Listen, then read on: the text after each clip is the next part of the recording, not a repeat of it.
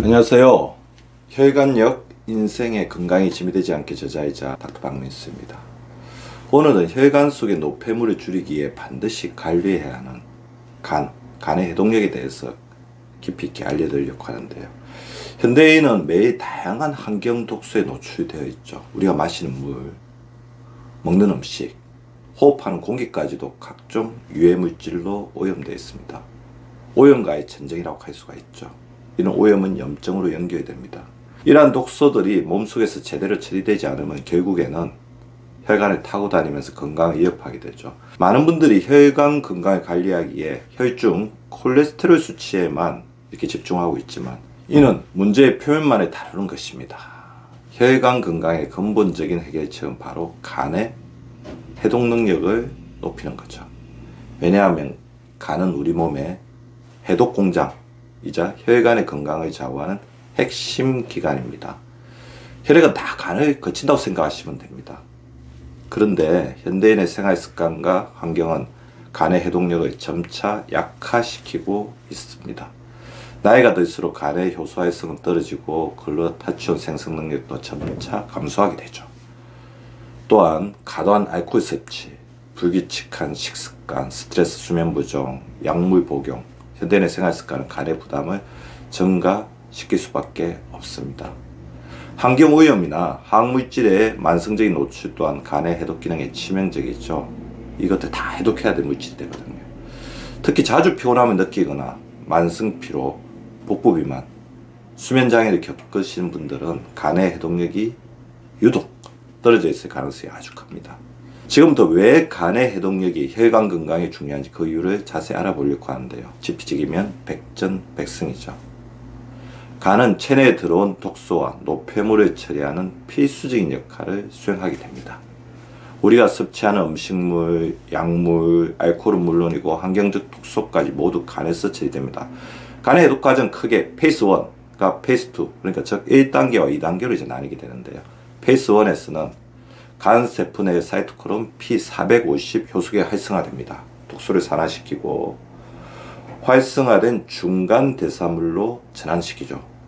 이 과정에서 독소는 오히려 더 강해질 수도 있습니다. 어쩔 수 없죠. 고육지책이라는 거죠. 이렇게 만들어진 활성 중간 산물이 신속하게 중화돼야 되죠. 중화되지 않으면 혈액을 통해 전신을 돌아다니면서 혈관벽에 결국에는 염증을 일으키게 됩니다. 이 활성 중간 산물을 신속하게 해롭지 않은, 즉 무해한 형태로 변환하여 배출하는 것이 바로 페이스 2 해독 과정입니다. 이때 글루타치온 같은 항산화 물질이 매우 필수적이죠. 글루타치온은 활성산소와 결합하여 중화시키고 독소가 혈관을 손상시키는 것을 예방합니다.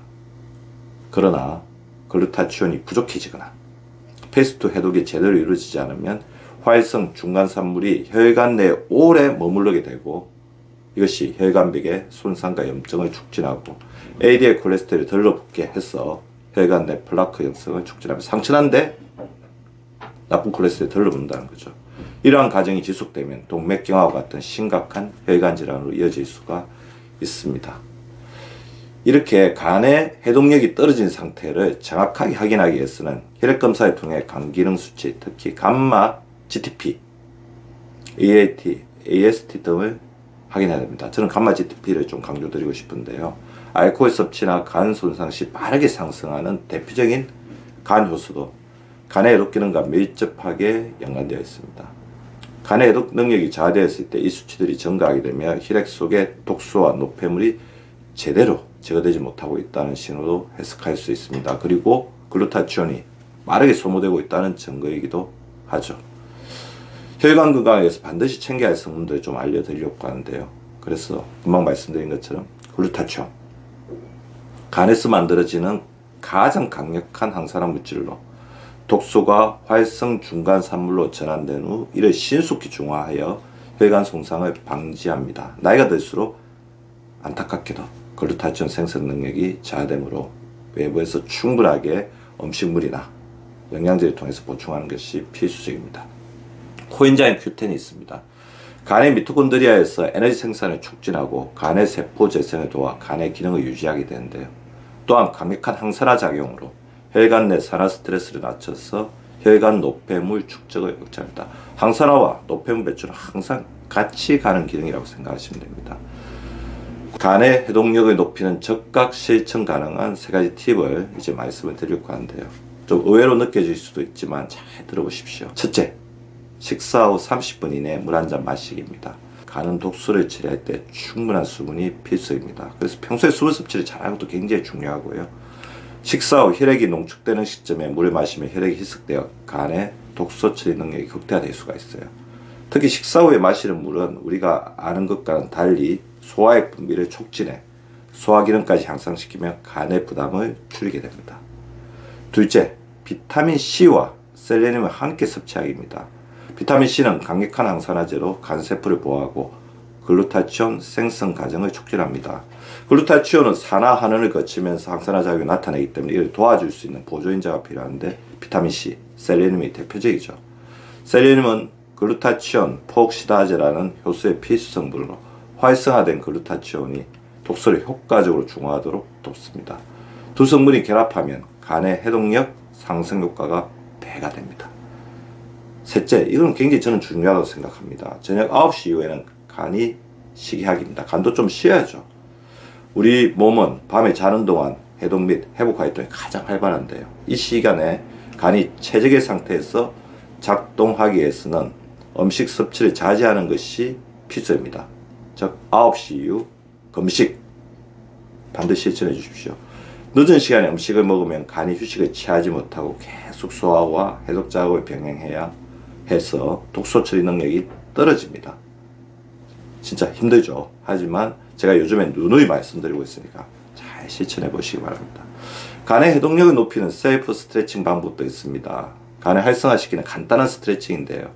바닥에 앉아서 한쪽 다리는 펴고 다른 한쪽 다리는 구부려서 발을 반대편 허벅지에 붙입니다.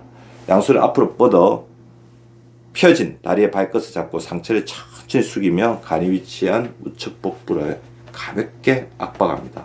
이 동작은 간의 혈류량을 증가시키고 간 기능을 활성화합니다.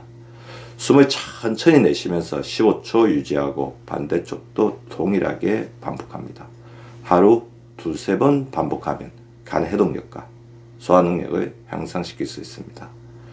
이 간단한 스트레칭으로 간의 혈류를 증가시키고 간의 해독 능력을 즉시 높일 수 있거든요. 한번 따라해 보시기 바랍니다. 여러분, 혈관 건강은 단순히 혈관만 관리한다고 하게 되진 않아요. 간의 해독력을 높이는 작은 습관과 스트레칭으로 건강하고 깨끗한 혈관을 만들어 가시기 바랍니다. 혈관은 절대로 구독자 여러분을 배신하지 않습니다. 감사합니다.